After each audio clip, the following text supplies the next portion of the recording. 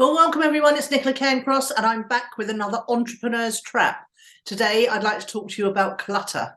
I have a very low tolerance level to clutter. If I can tolerate it up to a certain point, and it's a very low certain point, and then I have to absolutely declutter my environment. It drives me absolutely crazy. Some might even say I live in a Spartan kind of environment because I don't have hardly any ornament. I have hardly any stuff on my shelves or my windowsills, and I really like to keep an uncluttered kitchen. I know there are many, many, many creative people who like to work in an absolute nightmare of a clutter situation, but I really do think to some degree that the more cluttered your environment is, the more cluttered your mind is. And what I like to do is make space in my environment, which then makes space in my mind, because I've not got, it's back to tolerations again. I haven't got that little voice going, oh, it's really messy here. I've got space in my head if my environment is clear as well. And then new ideas have got room to come in. So that's another reason why I journal, because I like to get everything out of my head every day, once a day, into my Moleskine diary notebook.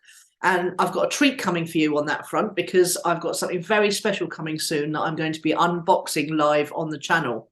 I won't tell you what it is though, but it's going to replace my Moleskine diary, at least temporarily, for my 2023 journaling. And the reason I journal, as I say, is to get everything out of my head, because when you've got that insistent little voice going way or in your head all the time, again, you've got no space or time for ideas to come in, and you really need to get rid of everything that's worrying you, get rid of everything that's bugging you. And even if there are things you don't know yet and you want to find out, I mean, I literally have a Moleskine diary. Let me show you.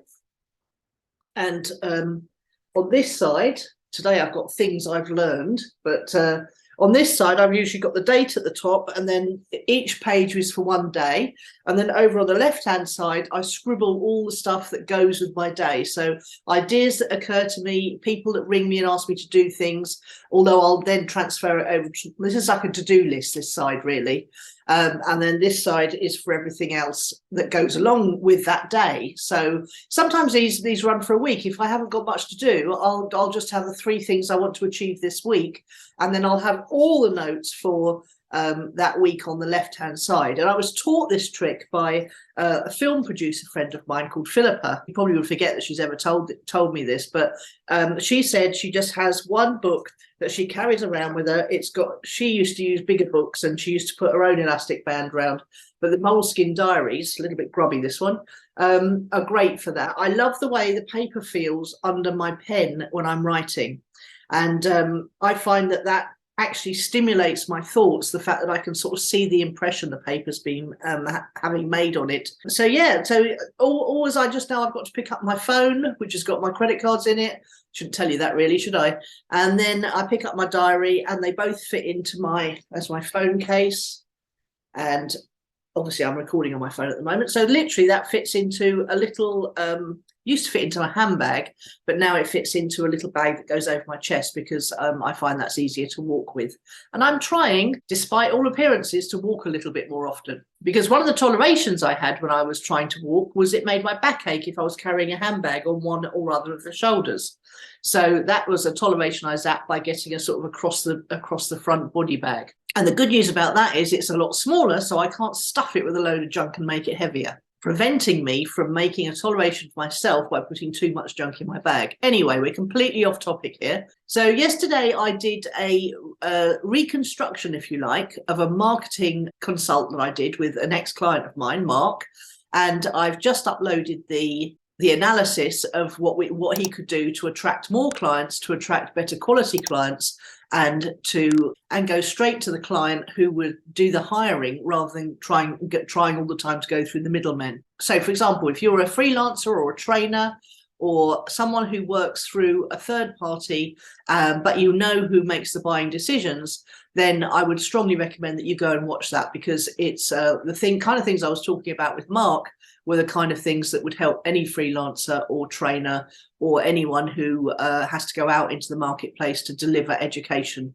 or knowledge in any way, or a specialist service, in fact. And that's one of the things I want to talk about websites today as well, because clutter on a website is very, very insidious, shall we say, Because when I went and looked at Mark's website, there was quite a lot of stuff on it that didn't need to be there. And even when I look at my own website, there's quite a lot of stuff that doesn't need to be there. So I'm constantly trimming stuff off my websites, trying to get down to a real sort of basic, simple website, especially now everyone's looking at them on mobiles.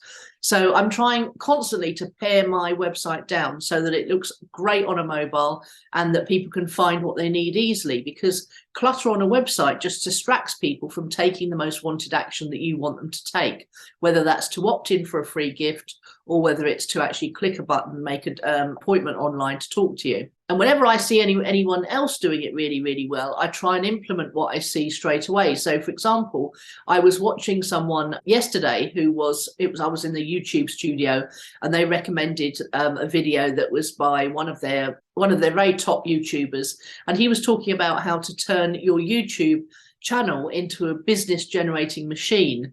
And of course, that was a topic very, very dear to my heart. So I went and had a look at it. And then he said that there were 3 ways that he could help people, and he made little links in his description of every single video. So straight after the description, it was blatantly obvious how he could help people. Now, I'm nowhere near anything like his traffic levels yet, but he said do it from the very beginning, and then people will get used to it. And then when they click your description, they know exactly what action you want them to take and how you can help them more. So I've done that from now on.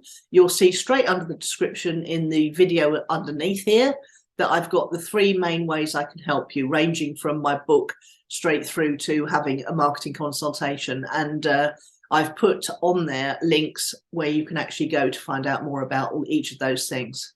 So starting as I mean to go on, constantly trying to hone the message. I mean, in the video description underneath, I have to have a certain number of links to other YouTube videos, because you have to balance your outgoing links with your in-house links. So you always want more in-house YouTube links than you have taking people away from the website, because that really helps apparently to get your video shown higher. And that's what I'm about now, trying to get more subscribers till I get to the 1,000, and then also getting 4,000 watch hours. So I'm experimenting with the different types of video, the different lengths of video, to see what people like, see what topics they like. And then from there on, I'll be paring down the clutter on my YouTube channel to only be doing the kind of videos that achieve my goals, which is the watch hours and the subscribers. But at the moment, it's all free for all. I'm just doing a video a day, seeing what happens, trying different topics to see what you like. So any feedback you can give me on anything you'd like to see me doing around the topic of marketing your business better online, or being a more successful entrepreneur, just let me know in the comments below what you would like me to cover, and I'll start doing more of that. So I hope I've given you some tips in amongst the ramblings here on how to have a more clutter-free environment, and indeed why you would want to do that, because I do believe it makes you more creative, and it makes you, when you feel more organized, you're more likely to be able to tap into the zeitgeist and have a brilliant idea for your business. I hope that helps. I'll see you tomorrow.